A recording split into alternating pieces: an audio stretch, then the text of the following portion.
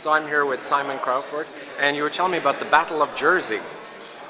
Yeah, the island of Jersey is the only part of the British Isles which has been invaded really since the formation of the British Isles. And in the Second World War, Jersey and Guernsey were occupied by the Nazis. But in the 18th century, in 1781, Jersey only was invaded by the French. We've been at war with the French for, on and off for over 100 years. And on the 6th of January 1781, a group of Frenchmen led by an adventurer come mercenary called Baron de Roulecourt came ashore in the middle of the night and marched to St. Helier. They took the governor of Jersey prisoner, who just got up, and he then surrendered. And the British garrison, led by a very brave young man called Francis Pearson. And it's all in this picture. That's right. Let's go a bit closer. The man you can see being looked after by his comrades in the middle is the dead Major Francis Pearson, and this painting is actually called the Death of Major Pearson. And there are a lot of quite interesting links with America here, because the painting was the Death of Major Pearson was painted by John Singleton Copley, who was a native of Boston, and he left America at the start of the War of Independence because he was a royalist, and he was one of many royalists who decided it was getting too hot for them in America. So he came to London and set up as a painter. And this is one of his this is a copy of one of his most famous paintings.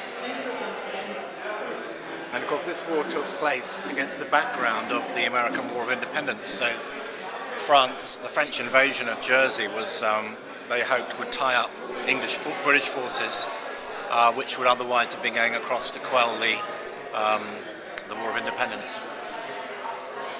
People on the island of Jersey that I've talked to, they all seem to be quite knowledgeable about the history of Jersey, more so than many other places. Like, they're very well aware of their surroundings and its past. Would you say that's true?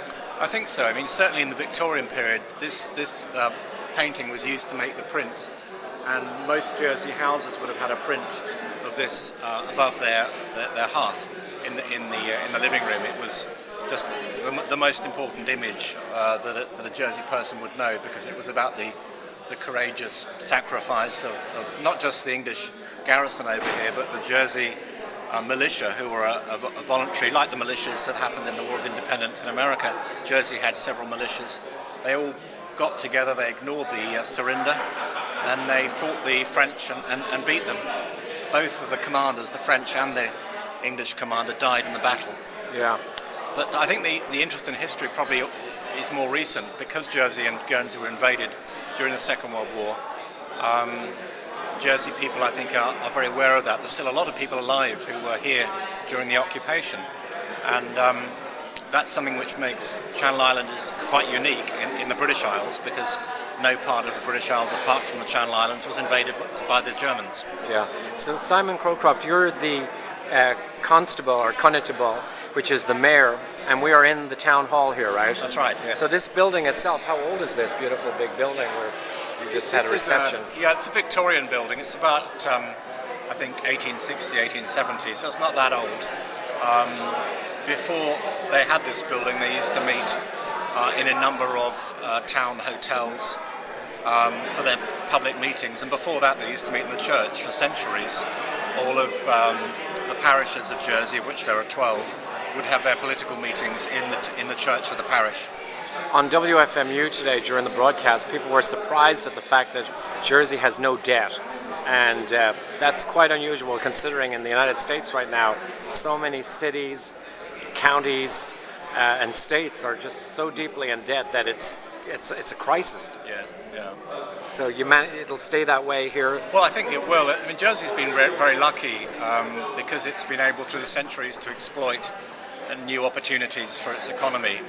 It did extremely well in the days of the cod fishing industry by sending ships across, and a lot of money came back here from the cod fishing industry. We had a knitting industry, that was at one time so successful they had to pass laws to stop people from knitting. Really? Because the men and the women were all knitting to produce stockings, hence the word jersey, as in jersey jumpers and so on. So the knitting was very successful. They had a very successful cider industry. Most of the island was given over to apple orchards. And then the shipbuilding industry took off, really on the back of the cod trade, and we were the fourth biggest shipbuilding port in the British Islands. So now, of course, finance is the mainstay of our economy. And is there a lot of orchards still? No, I mean, cider is gone, shipbuilding's gone, knitting is gone, and now it's very much a financial services industry. One thing that I know you wanted to mention earlier today was about the tourism. It's important here, is it? Yeah, tourism was the main industry here really after the Second World War. It was the place that a lot of British people came to for their holidays, and we still now get a lot of people coming here because they were married. This was a honeymoon destination. We get a lot of people in their 60s coming here to remember being married here. So tourism was very big in the 1960s and 70s, but with the arrival of cheap flights, people of course are going further afield to Spain and so on. And it's fairly typical of Jersey, I think, that it's reinvented itself with the decline of tourism. They were looking for a new industry, and offshore finance was the one that they chose, and it's really served the island very well for the last 40 years. Yeah. What is this key over here? This is the key presented to the town from the town of Avranches, which is it was one of the key battlegrounds in the Second World War. It was, I think, General Patton liberated Avranches in 1944. I think it's 31st of July. We're twinned with Avranches, and we're also twinned with a town in Germany, and we're trying to get twinned with a town in Madeira, which is Funchal. So these twinnings are some things that we are quite keen on because we can get ideas from other communities and so on. And it seems like you're always thinking ahead of ways to get the word out there and to build relationships with other places. Yeah, I mean, I'm surprised. I'm not born in Jersey. I've adopted the island, but I'm always surprised that despite the importance of the word Jersey, you know, people know about the Jersey cow, the Jersey potato, the Jersey cloth material, and people know about New Jersey as well. But despite that, when I travel, I'm often surprised that people don't know where I come from. They don't know where Jersey is, and I think we've got to do a bit more to put ourselves on the map. Yeah. Well, this will be one little thing that will help. Thank you so much for your time. Thank you.